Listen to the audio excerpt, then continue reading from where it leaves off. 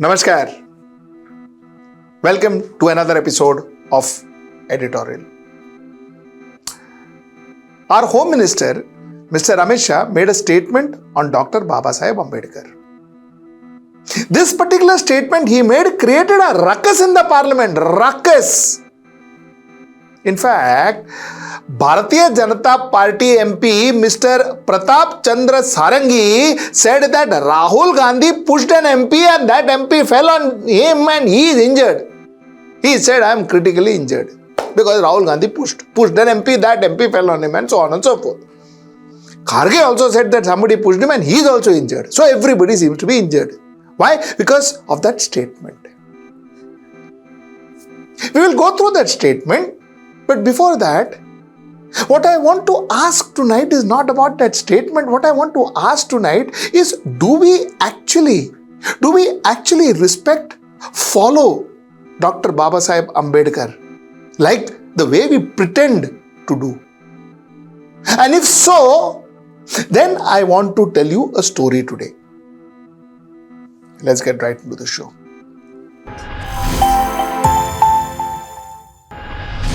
Now, Mr. Amit Shah said this. Hear this out. मान्यवर अभी एक फैशन हो गया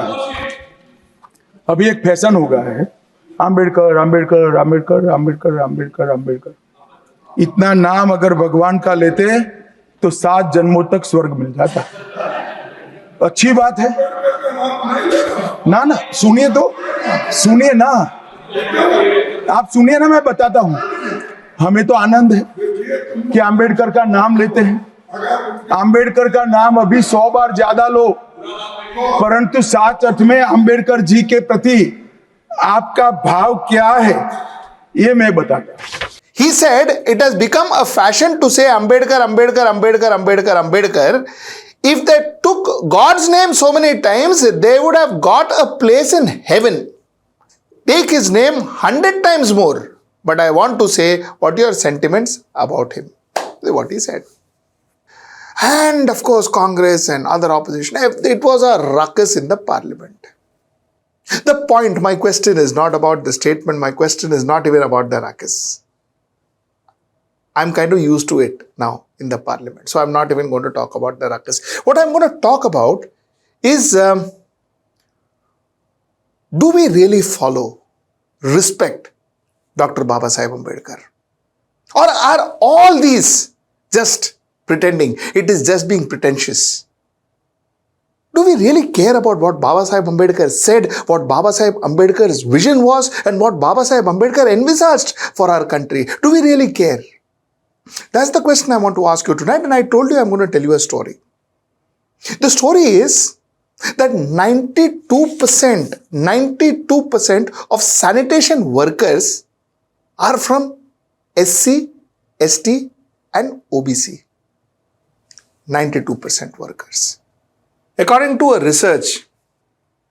data provided by the Government of India, what research? According to a data provided by the Government of India, 2/3 of the septic tank, the sewer and septic tank workers, that is SSWs, in urban bodies across India, 2/3 are from scheduled caste community.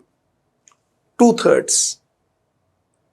And almost 92%, like I told you, almost 92% of people, SSWs, comes from scheduled caste, scheduled tribe and other backward class. 92%.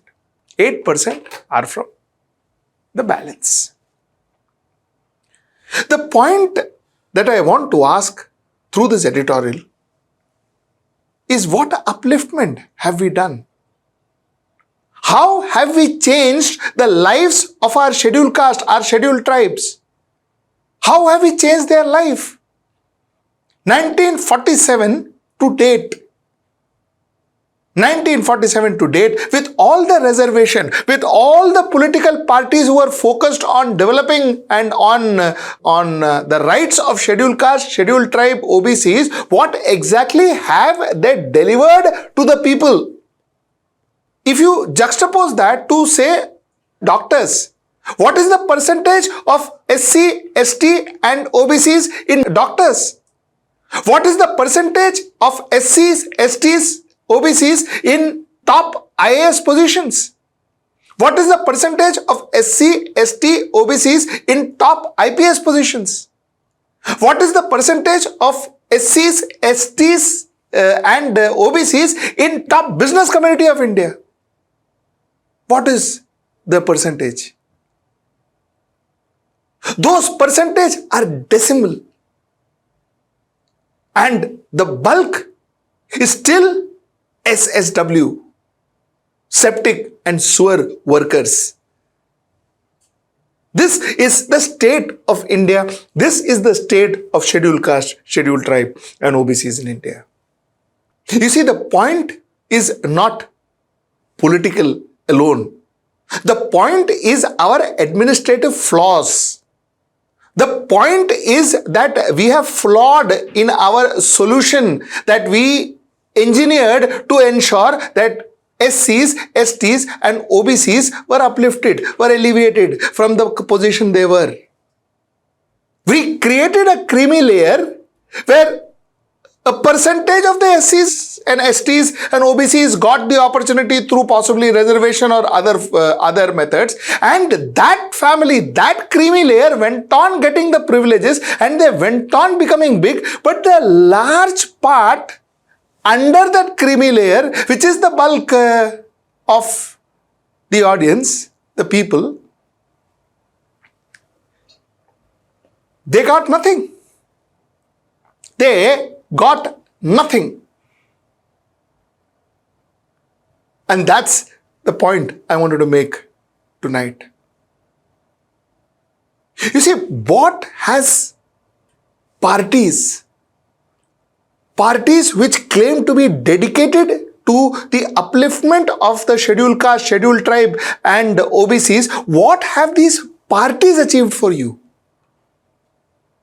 How have these parties helped the scheduled caste, scheduled tribe, except for helping themselves to become ministers and union ministers and sitting in the cabinet and enjoying power? Other than they themselves enjoying power, how have they actually helped? Isn't it time that India stands up and realizes the fact that, listen, hello, SC, STs are where they were. 92% of sewer and septic tank workers, but not 92% of doctors, not 92% of IAS officers, not 92% of top businessmen, not 92% of top politicians. That's not the case. 92% of SSW workers. Do you see the problem? While a lot of people talk about reservations and how reservation is unfair for others, to that some extent I agree.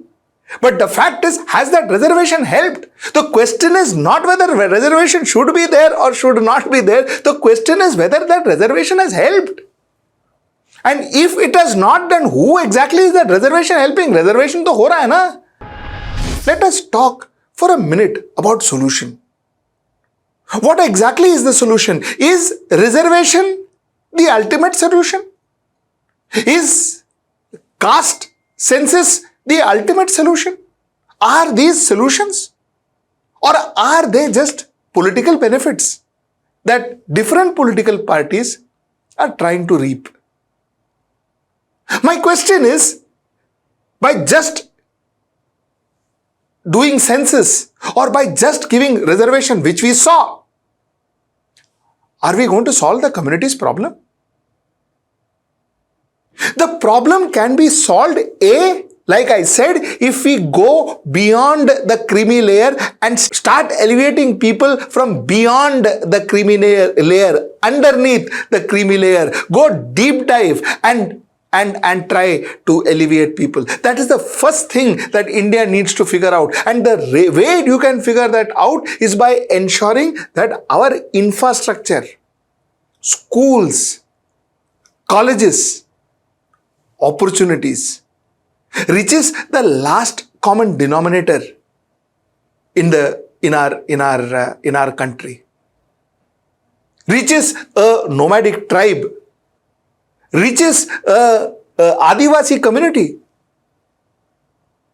If our infrastructure, if these infrastructure like school, hospitals and opportunities can reach them, that is the way you alleviate them, you get them into mainstream, give them opportunities, and therefore they perform, therefore they get that opportunity and they grow. That is a natural form of doing it. That is the best form of doing it. But like I always tell you, no politician is going to tell you this.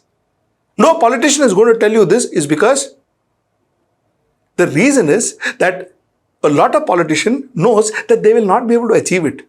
Difficult hai. It's difficult. It is difficult to execute what I just told you.